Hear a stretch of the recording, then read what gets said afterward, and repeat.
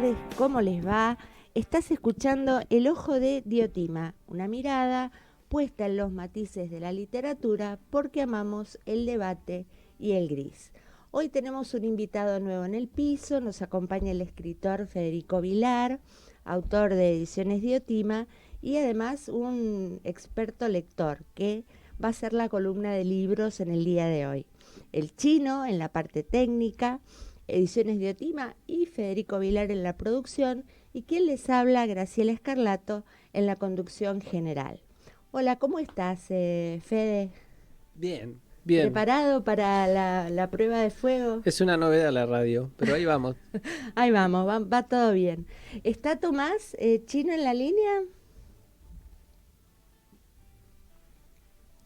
Bueno, mientras tanto, les voy contando, por si no lo conocen, pero obviamente deberían, porque es un autor que no se puede soslayar. Tomás Downey, vamos a contarles quién es. Nació en Buenos Aires en 1984, es escritor, guionista de cine y traductor. Publicó 2 libros de cuentos, Acá el tiempo es otra cosa, Interzona 2015, que obtuvo el primer premio del Fondo Nacional de las Artes y fue finalista del tercer premio hispanoamericano de cuento Gabriel García Márquez, en Colombia, y El lugar donde mueren los pájaros, Fiordo 2017, que obtuvo una mención en los premios nacionales 2014 y 2017 y fue traducido al italiano. En 2018 obtuvo una beca del Fondo Nacional de las Artes por el proyecto de Flores que se abren de noche. Es un libro maravilloso, se los puedo asegurar. Y en 2019 fue ganador del primer concurso de literatura de la Fundación María Elena Walsh. Es docente de la ENERC y coordina talleres de escritura. Chino, mientras nos comunicamos con Tomás, ¿podemos escuchar algún tema musical? ¿Ponemos un poquito de música mientras lo llamamos? Puede ser algo de Charlie o lo que tengas, Chino, que te guste. A ver qué nos pone el Chino Pablo hoy para escuchar. Estas cosas pasan. Tenemos ahí un problema de comunicación, pero ya nomás ponemos algo de música. Mientras tanto, lo has leído mucho, Federico.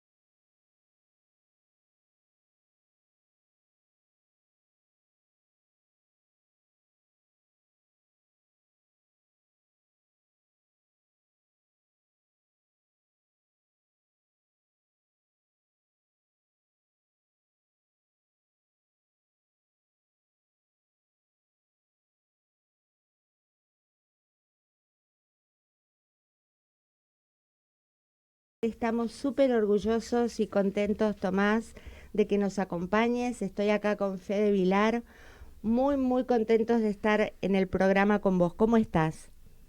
Muy bien, ahí te escucho muy bajito, pero bueno, ¿Me haremos escuchás lo bajito? posible. Sí, ahí te escucho un poco mejor. Ahora sí, ok. Perfecto, Bueno, muchas gracias. Tomás, qué placer. Para los que te Bueno, conocen, vos sabés que Ediciones Diotima hace el programa de radio, pero la mayoría de los oyentes son escritores o gente que está en vías de. Y nos pidieron mucho esta entrevista. Así que la primera pregunta que yo tendría así para hacerte es una especie de chusmerío. ¿Quién es Tomás Downey? ¿No? ¿Y cómo y cuándo empezás a escribir? Bueno, soy yo, primero, Tomás Downey. Esa es la primera respuesta que te puedo dar. No sé, soy escritor, escribo hace varios años, soy guionista, soy traductor, estudié cine, primero estudié un poquito de dirección, después me especialicé en guión, estudié en la ENARC, la Escuela del Inca. Ahí fue donde empecé a escribir con más seriedad, digamos, con la práctica de los guiones de cortos, así que en un punto mis cuentos terminaron siendo, siempre lo pienso, una prolongación de esos.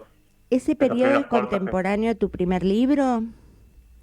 No, empecé a escribir mi primer libro en esa época, digamos, el primer cuento es de esa época, pero de ahí a publicar el libro pasaron casi 10 años, te diría. Ok, que es el libro de prueba y error, de aprendizaje, ensayo. El lugar donde mueren los pájaros, se los muestro al aire. Acá el tiempo es otra cosa. Ok, es cierto, tenés razón. Los traje a los tres, mira, porque soy una admiradora. El tiempo es otra cosa, de Interzona.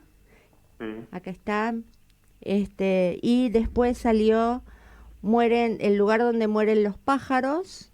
Y el último, que es una maravilla y que a mí me sorprendió, ya te voy a decir por qué.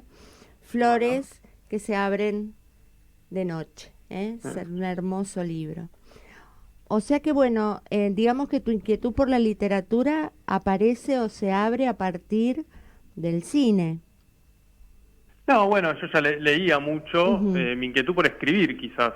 Igual ya te digo que antes por algo me especialicé en guión, ¿no? De hecho en ese momento también estudiaba algo de fotografía, me tiraban las dos ramas, tanto el guión como la fotografía. También la dirección. Y bueno, me fui decantando por la escritura porque también siempre fui muy lector. La persona que escribe es un lector que quiere continuar de alguna manera por otros medios. Y bueno, nada, tratar de acercarse remotamente siquiera a eso que uno siente a veces cuando lee un libro que bueno, nada, esos libros que te dan vuelta a todo, ¿no? Seguro maravilla, que ¿no? tendremos muchos de esos libros y nada, tratar de hacer algo remotamente similar o que a alguien le produzca algo parecido. Bueno, supongo que es eso, el impulso. El motor, ¿no es cierto? Sí. Tomás, y bueno, yo que había leído tus dos libros anteriores, cuando me encuentro con Flores que se abren de noche, me llevé la sorpresa de que son 4 cuentos largos, mientras que en tus otros libros había cuentos más breves. Te quería preguntar cómo aparece el germen de este libro. ¿La intención también de escribir cuentos más largos fue intencional? ¿Apareció así? Nunca nada es intencional, y a la vez sí, ¿no? En un punto. Pero hay algo como que para mí a la hora de escribir es el instinto, digamos, el que toma el mando, y hay algo un poco caprichoso a lo que yo me pliego, ¿no? A lo que yo que tengo que dejar, a lo que me dejo llevar, digamos, con lo que me dejo llevar.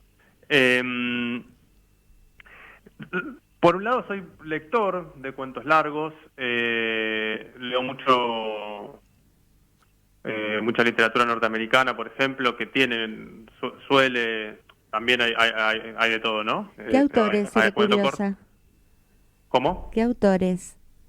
La primera que viene a la cabeza, que la nombro siempre, es Kelly Link, es una autora contemporánea, que debe tener 50 años, tiene varios libros publicados, está por sacar una primera novela, y tuve la suerte de traducirla incluso.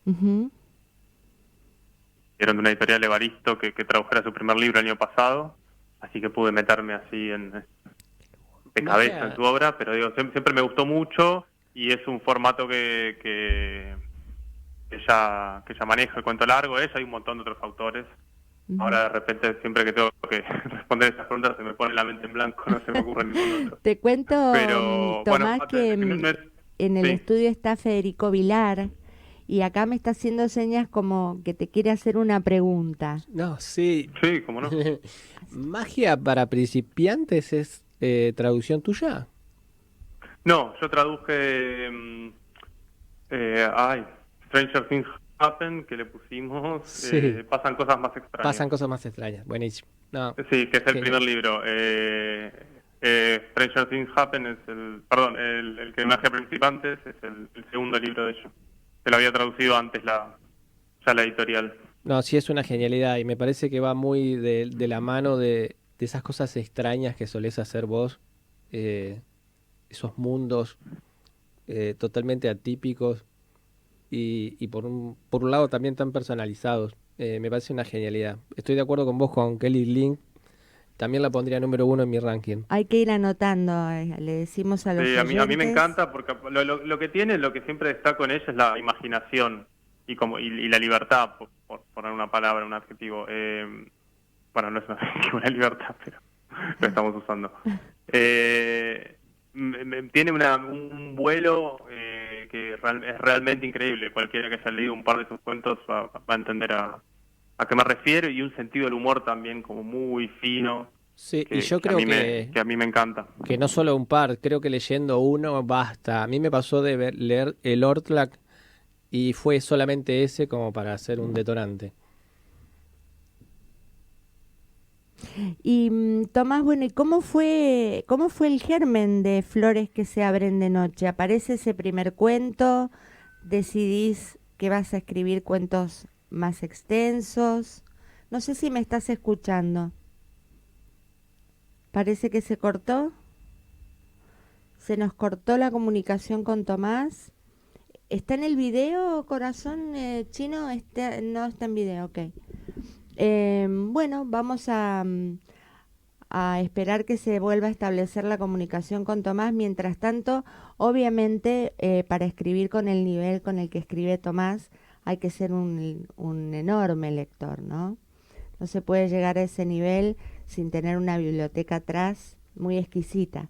Hola, Tomás, se nos cortó la comunicación. Sí, aquí estamos. Bueno, Bueno, perdón. No, bueno, te preguntaba, ¿cuál fue el germen entonces para volver a la pregunta de Flores que se abren de noche? Del libro, ¿no? Sí.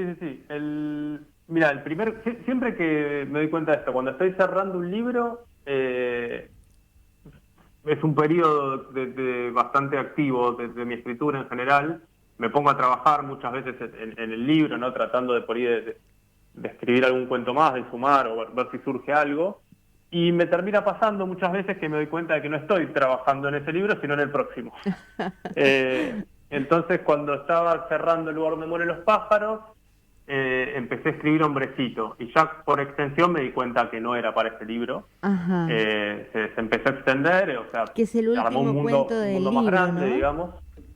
¿Cómo? Hombrecitos es el último cuento Es el último en el del libro, libro, fue el primero en aparecer. Exacto. Bueno, apareció ese cuento y se empezó a extender, vi que el mundo iba creciendo, que por la propia historia que se iba plantando hay algo que me iba pidiendo más extensión, más tiempo. Entonces puse eso en pausa, cerré el otro libro y una vez que se publicó me puse a trabajar en el libro nuevo. Y ahí decidí, también por capricho, por instinto, por lo que sea, que quería que fuera un libro de cuentos largos. Uh-huh. En un momento iban a ser 3 primero, después en un momento pensé que iban a ser 5 y al final fueron 4. Bueno, me queda quedaron uno un par que no quedó afuera, lo quiero leer. Quedaron un par de borradores ahí en la galera que probablemente sean de mi próximo libro o bueno, en alguna próxima publicación seguramente aparezcan. Y de alguna manera tomaste un riesgo, ¿no? Porque es como salirse de la zona de confort, que era algo que hablábamos más temprano, que pasa con tu literatura.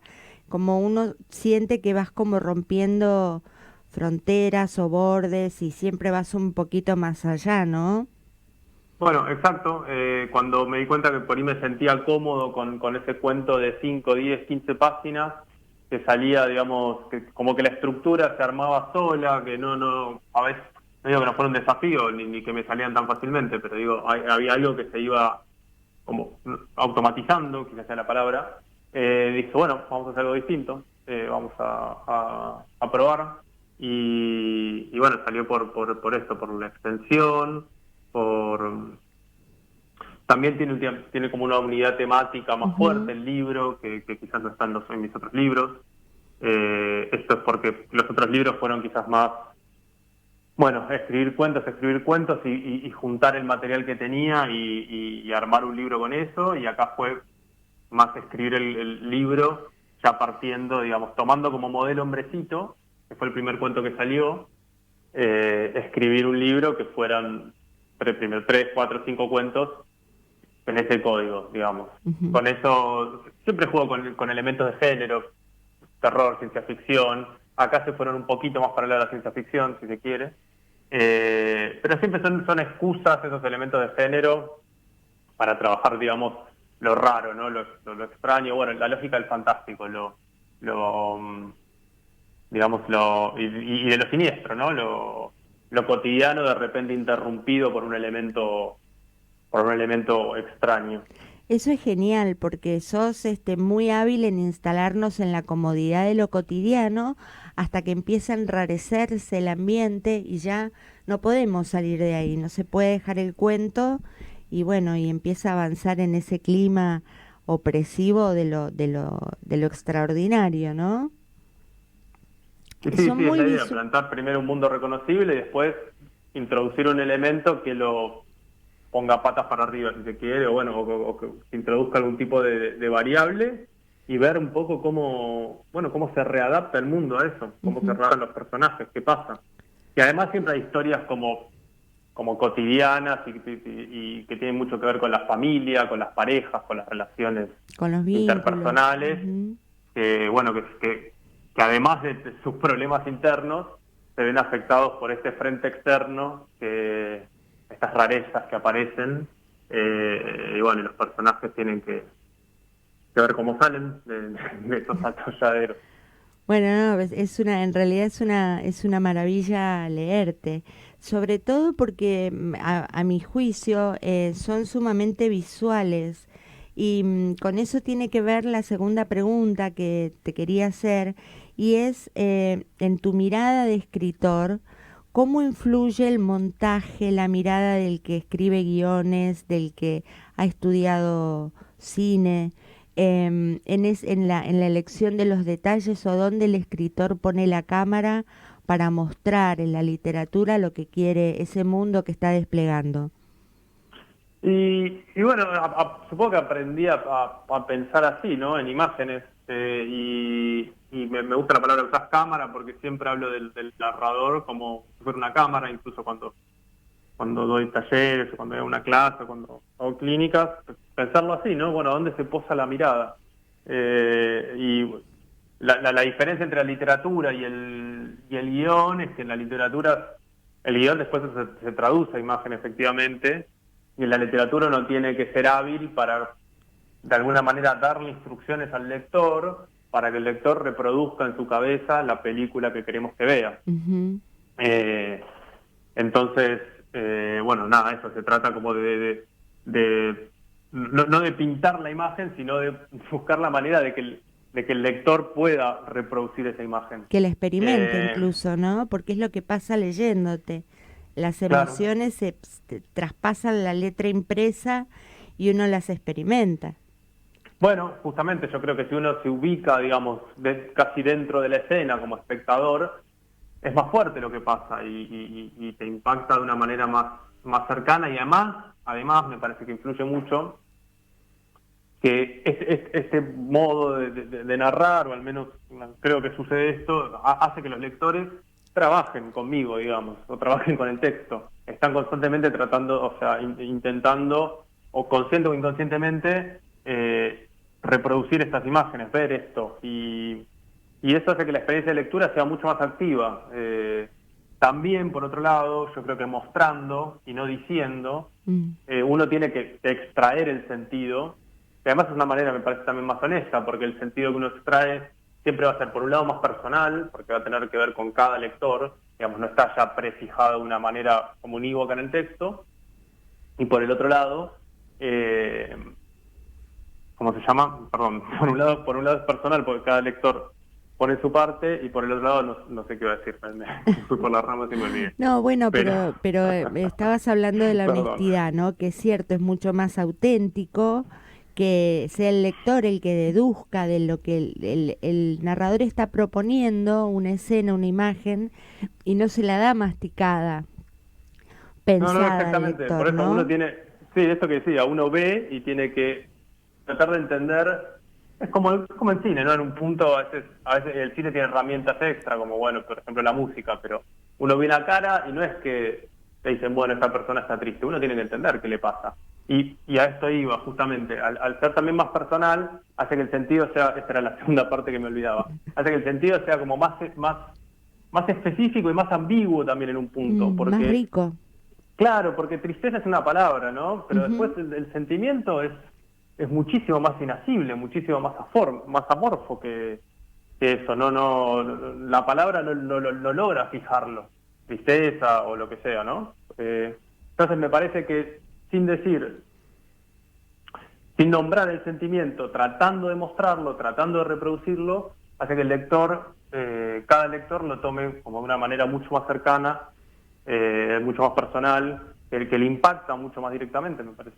Y bueno, pensando también en nuestros oyentes que deben estar en este momento tomando nota, y si no lo hacen deberían hacerlo, te quiero preguntar, en estos cuentos en particular de Flores que se abren de noche, que son más extensos, ¿cómo trabajas el tema de la atención? ¿Es algo intuitivo mientras vas escribiendo o sos consciente de que hay que generar ese recurso de, digamos, tensar esa cuerda del sentido para que el lector llegue hasta el final, ¿no? Bueno, el primer lector cuando estoy escribiendo soy yo, entonces, o sea, me tengo que construir la atención en un punto también a mí mismo para que a mí me interese lo que estoy escribiendo. Así que, pero bueno, en un punto es muy intuitivo. También hay una etapa posterior de corrección, que es la etapa que es la etapa más larga por lejos, en la que todo eso se afina y se ajusta. Pero hay algo que ya está, me parece, digamos, hay como varios elementos que vienen atados desde un principio, como la sensación o la emoción principal que va a transmitir el texto, la tensión que va a provocar, que está un poco atado a eso, y la trama, la estructura, digamos, ¿no? Es un paquete en un punto. No es que uno puede... Bueno, iba a decir, no es que uno puede imbuir la atención a cualquier cosa, y quizás es mentira, quizás se puede. Pero al menos como lo trabajo yo, digamos, ya todo viene como... es como una maquinaria que va apareciendo parte por parte, ¿no? Y que uno tiene que ensamblar. Y la tensión es un elemento más entre varios. Y bueno, como te decía, me ayuda a mí también a seguir interesado en el texto que estoy trabajando, a ir tirando de la cuerda. Trato de incluso de sorprenderme a mí mismo, ¿no? De ir al lugar más obvio. Bueno, eso se nota en la lectura, ¿no? Que es el propio narrador, perdón, el propio escritor el que da un paso más y un paso más, y uno se puede imaginar esa sorpresa, por decirlo de alguna manera, muy entre comillas, del que está escribiendo a medida que avanza esa trama, ¿no? Totalmente, porque incluso está la sorpresa también de yo entiendo por ir sobre qué estoy escribiendo, quizás cuando el cuento está publicado, o bueno, en una etapa de corrección posterior. Entonces, digamos, eso es buenísimo porque, digo, me sigue de alguna manera sorprendiendo el texto. Bueno, por ahí quizás no me pasa con todos los cuentos, pero a veces me pasa. Y sí, tiene que ver con esto, ¿no? Con yo mantener también, o sea, que no sea transparente ni siquiera para mí el texto. Esto, bueno, quizás no tiene tanto que ver con la atención, pero, digamos, hay un juego ahí con el misterio, hasta cuánto uno entiende de qué está hablando, etcétera. Bueno, este misterio ya puede hermanarse con la atención de alguna manera, ¿no? Claro, Esta incertidumbre, quizás, que me parece que ambigüedad, incertidumbre, se me ocurren estas palabras que trato siempre, o sea, sensaciones con las que trato de trabajar siempre. Respecto de estos lectores que estábamos charlando, Tomás, el primer lector sos vos. ¿Confías la lectura de esos primeros manuscritos a otros amigos escritores? ¿Te reunís con otra gente? ¿Vas a talleres? ¿Confías en los talleres? ¿Fuiste tallerista? ¿Lo aconsejás como un camino posible? ¿O sos un escritor más aislado y creyendo en tu voz propia?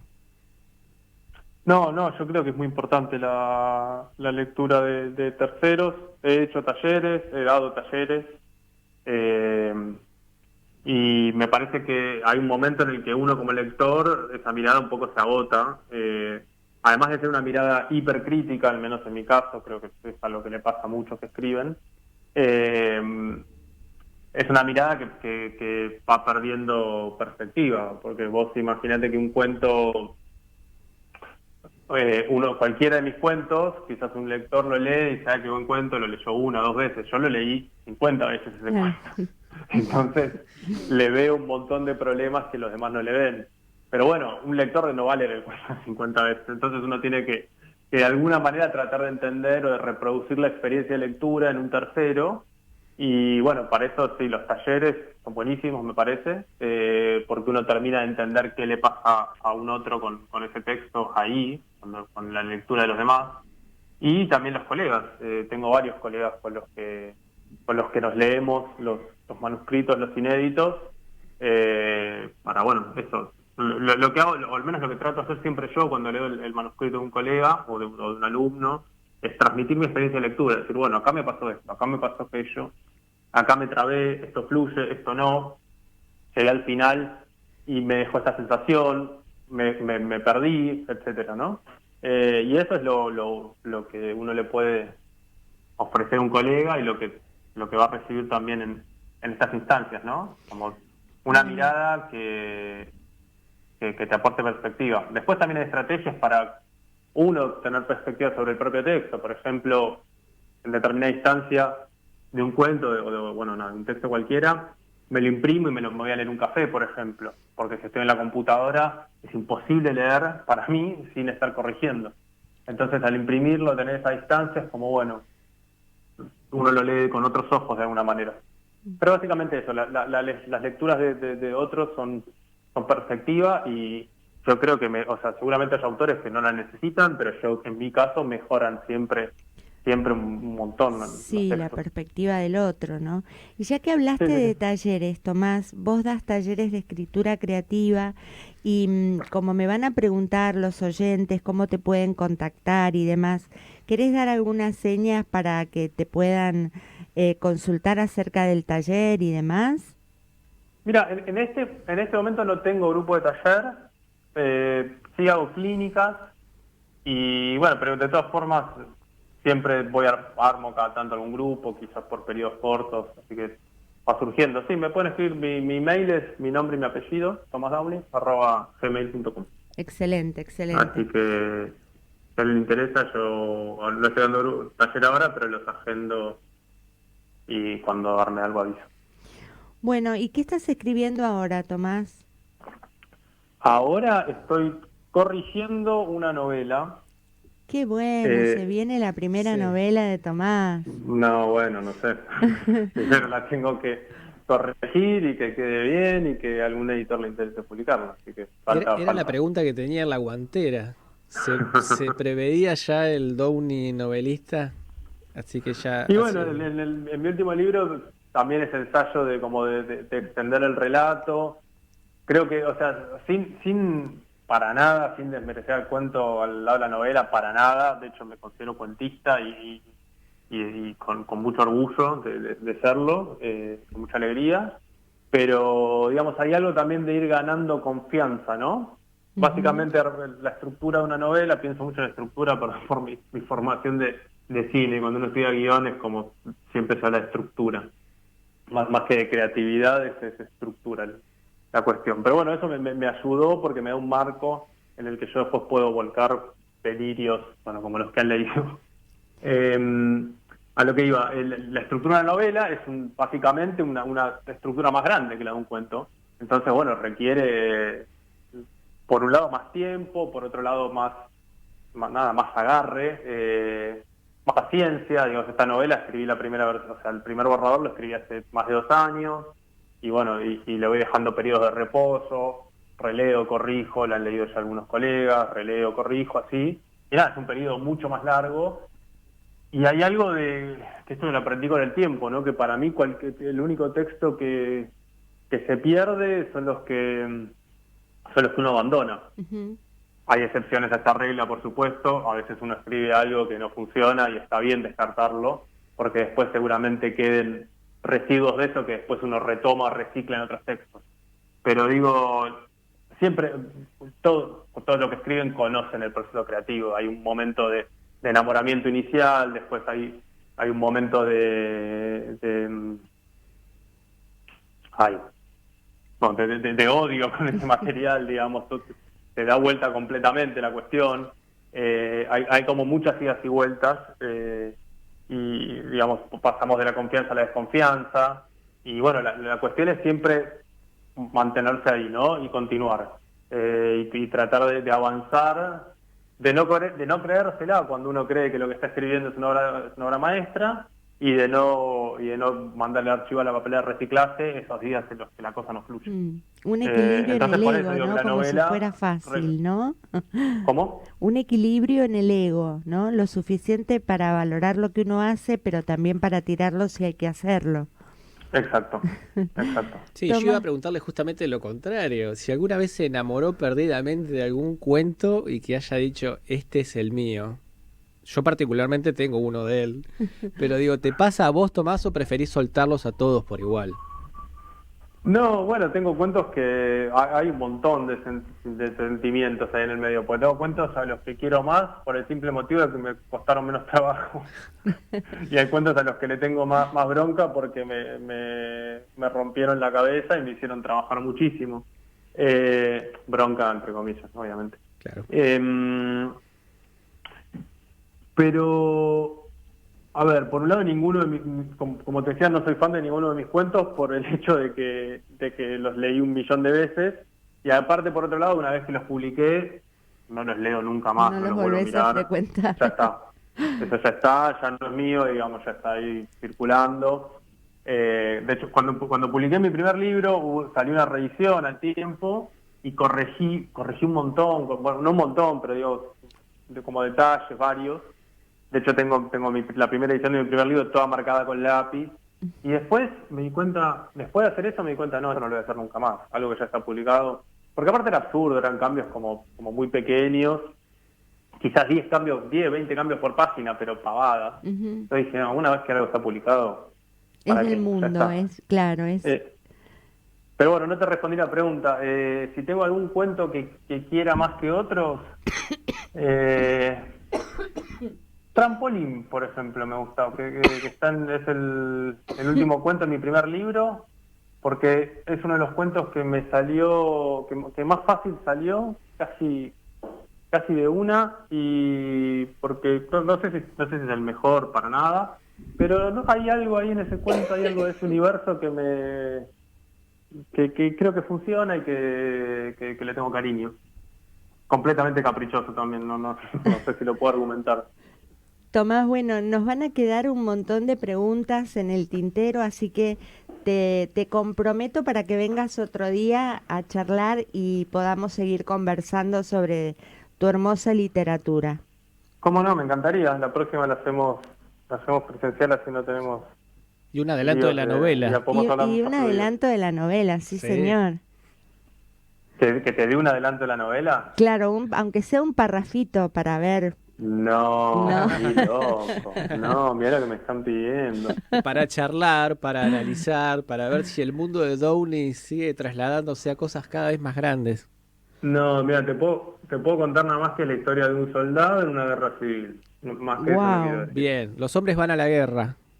Bueno, sí, hay algo de esos universos que que me interpela. Y sí, los hombres van a me doy cuenta que hay como algunos cuentos, quizás tomo alguna idea y germen después de algo más grande. Y de hecho hay algunos, justo hoy estaba corrigiendo una parte en la que hay una pequeña intertextualidad y un auto-homenaje, si se quiere, con los hombres van a la guerra. Perfecto. Bueno, Tomás, te mandamos un abrazo, te agradecemos mucho que hayas venido a charlar con nosotros, vamos a convocar, te tomamos la palabra y como hemos pasado un ratito excelente con vos, te despedimos, te vamos a despedir con un tema que se llama Good Times, de All Time Low. Buenísimo, muchas gracias. Un abrazo grande. Gracias, Tomás, gracias.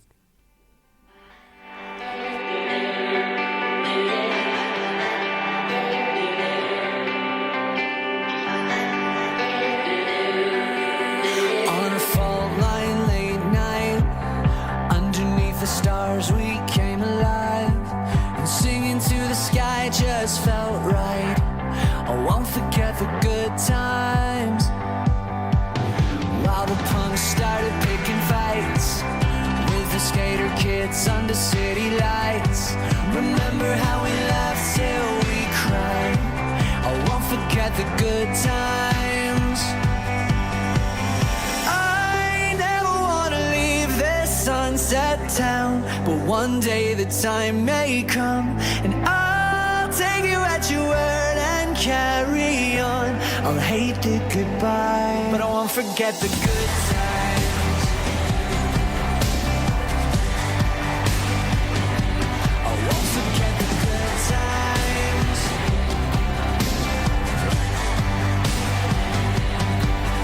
We were bare knuckle tight lip, middle fingers up, ego trip.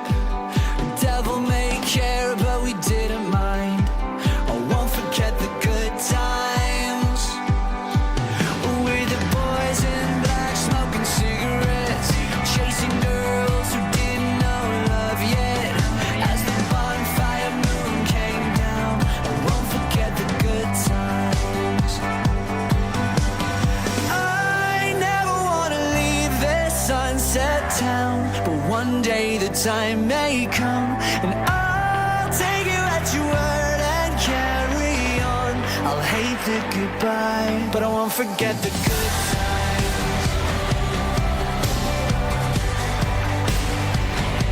I won't forget the good times.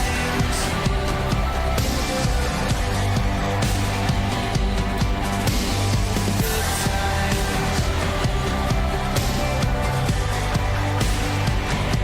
I won't forget the good times.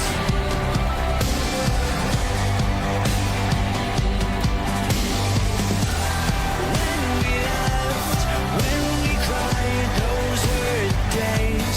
We owned the nights, locked away, lost in time. I found the nerve to say that I never wanna leave this sunset town, but one day the time may come and I'll take you at your word and carry on. I'll hate the goodbye. Bueno, y volvemos ahora con Federico Vilar.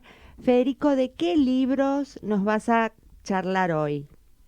Bueno, para hacer mi primera entrega, no sé si se escucha bien, me voy amoldando a los ritmos de la radio, al tono.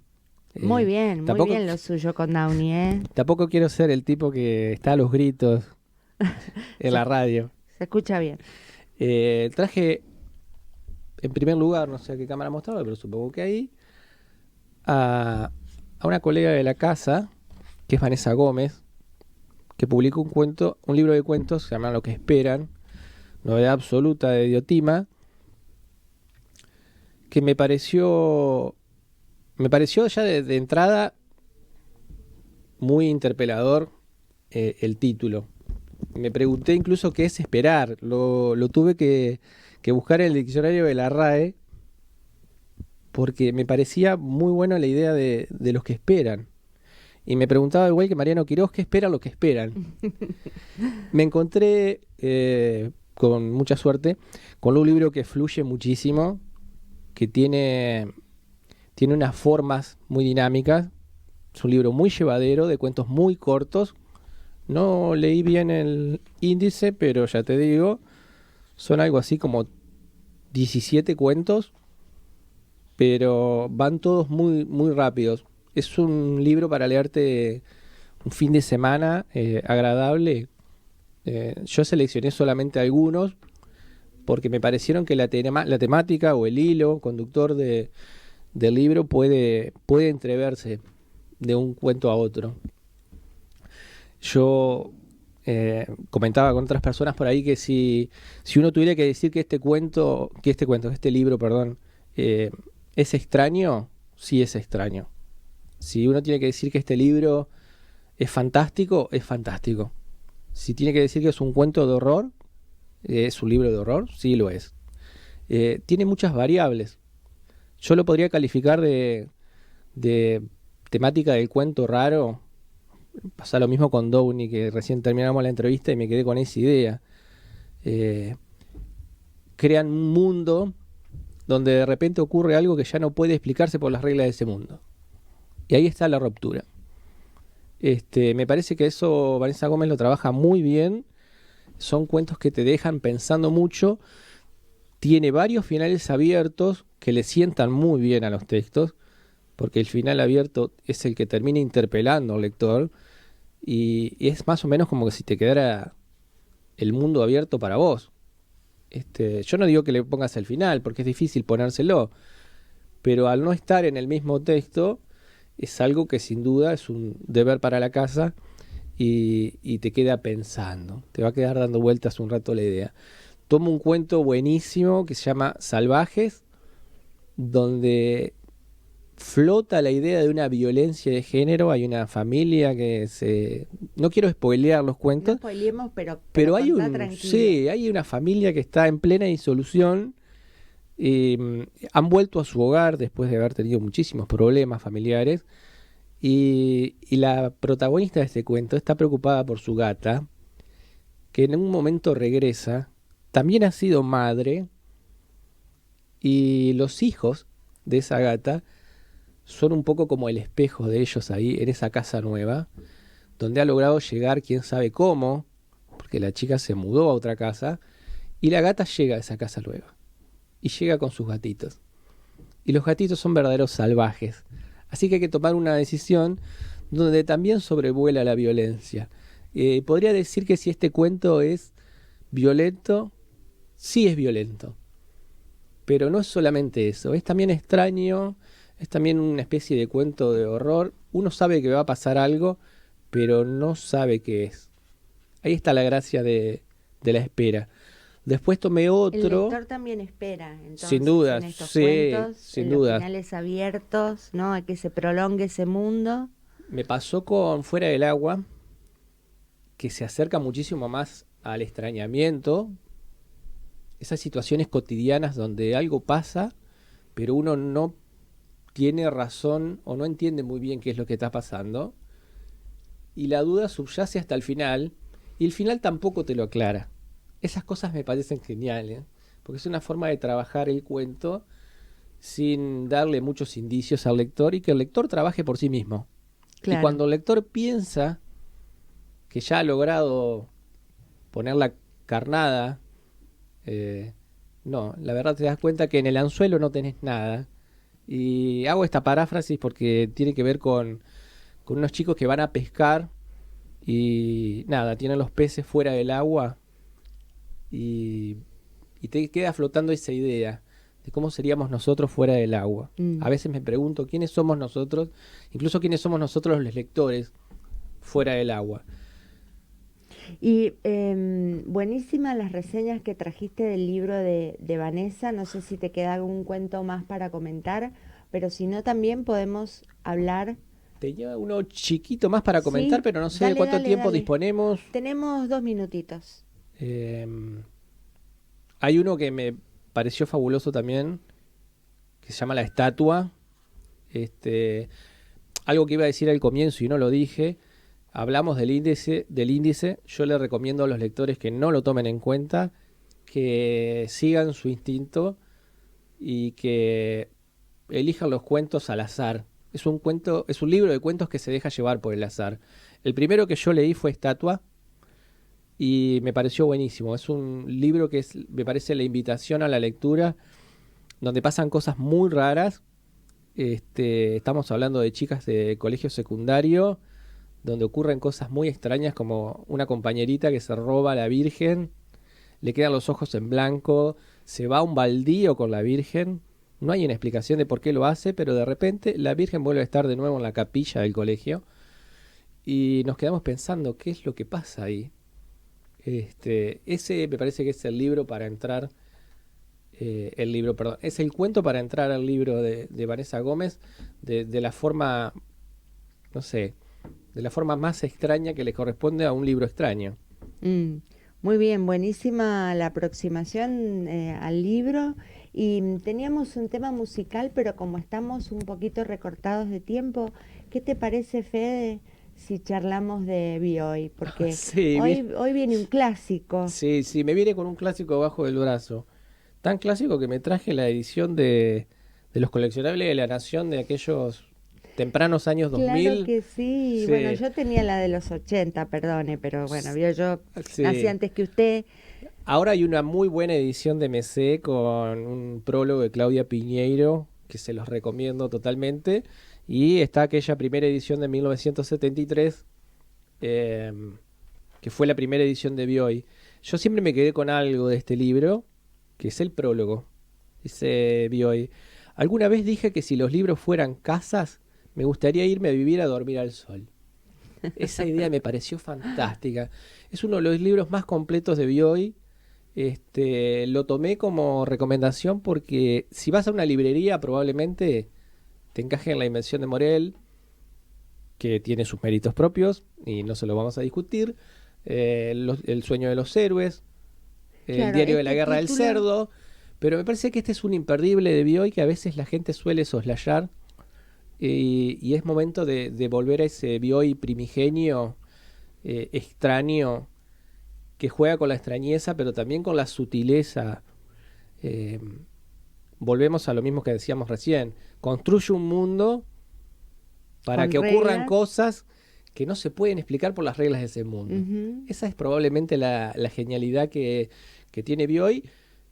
Acá habla un poco de la transmutación de las almas y los cuerpos, y lo hace Cuente con un ese poquito humor. de qué se trata la Sí. historia. Es un humor qué va? muy... Él siempre tuvo un humor muy ácido, porque si alguien que tuvo un humor muy ácido fue Bioy. Muy inglés también. También es como un Borges. señor. Y lo hace a través de un tipo que tiene como oficio relojero, perdió su trabajo en el banco, es un hombre común, vive en un barrio común, le pasan cosas comunes. Y su esposa, que normalmente está en la casa sin hacer muchas cosas, en algún momento se siente enferma y termina en un hospital psiquiátrico. Con tanta mala suerte de que, peligro spoiler, No. van a pasar su alma a un perro. Ajá. Y ese perro Típico, se idea- perdió. idea de Bioy. Sí, o ya- podría ser también de Silvina, ¿no? Sí, con Silvino Campo también escribieron genialidades, pero digo, ya la idea de lograr separar el alma del cuerpo era buenísima. Y si puede ocurrir algo malo es perder el alma. Pero si la Se pusiste pierde- en un perro y se pierde el perro es todavía peor. Entonces el tipo se ve en la obligación de tener que ir a rescatar a su esposa. Y lo bueno de este libro es que está contado como si fuera una carta, un diario, una reseña, que él está enviando a un amigo. Es casi una carta de desesperado. Es la desesperación del tipo que quiere contarle a alguien todo lo que le está pasando. Y lo que le está pasando no tiene ningún asidero de realidad. O uno puede tomarlo como que sí. Y ahí está lo bueno del cuento. Tenés las dos La opciones. ambigüedad. O le crees o no le crees. Este tipo está totalmente loco o está totalmente cuerdo. ¿Podemos poner el alma de una persona dentro de un perro? Bueno, Bioy dice que sí. Y es yo le verosímil, creo. es verosímil, Sí. claro. La genialidad de los grandes maestros tiene que ver con eso, con hacerlo todo verosímil.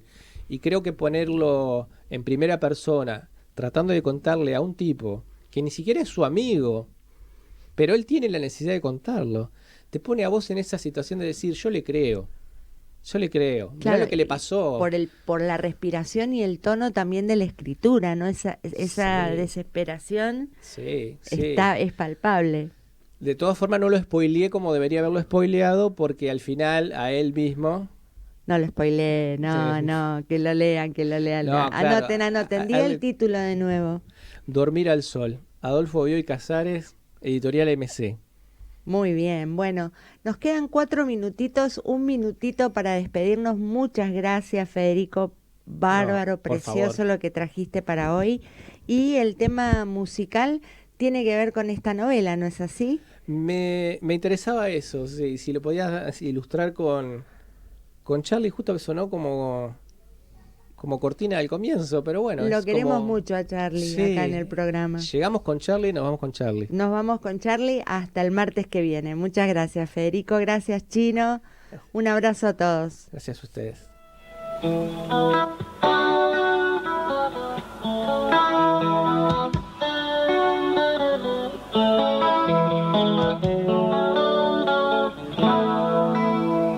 Se les ama.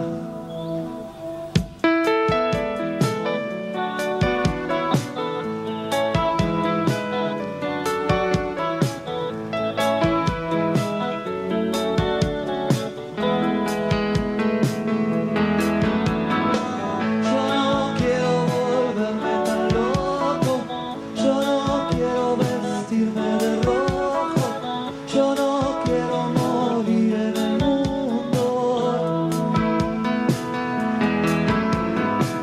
Yo no quiero ya verte tan triste, yo no quiero saber lo que hiciste, yo no quiero esta pena en mi corazón. Escucho el ritmo de un amor entre la desolación y una radio en una calle desierta. Están las puertas cerradas y las ventanas también. ¿No será que nuestra gente está muerta? Presiento el fin de un amor en la era del color. La televisión está en las vidrieras. Toda esa gente tarada que tiene grasa en la piel no se entera ni que el mundo da vuelta. Yo no quiero meterme en problemas, yo quiero asuntos que queman. Y ahora ya no les digo que es un bajón. Yo no quiero sembrar la anarquía, yo no quiero vivir como digan. Tengo algo que darte en mi corazón. Escucho un tango y un rock y me siento que soy yo. Y quisiera ver al mundo de fiesta. Veo tantas chicas castradas y tantos tontos que al fin yo no sé si vivir dándoles cuenta. Yo quiero ver muchos más delirando por ahí, bailando en una calle cualquiera. En Buenos Aires se ve que ya no hay tiempo de más. La alegría no es solo brasilera. Yo no quiero vivir paranoico. Yo no quiero ver chicos con odio. Yo no quiero sentir esta depresión. Voy buscando el placer de estar vivo. No me importa si soy un bandido. Voy para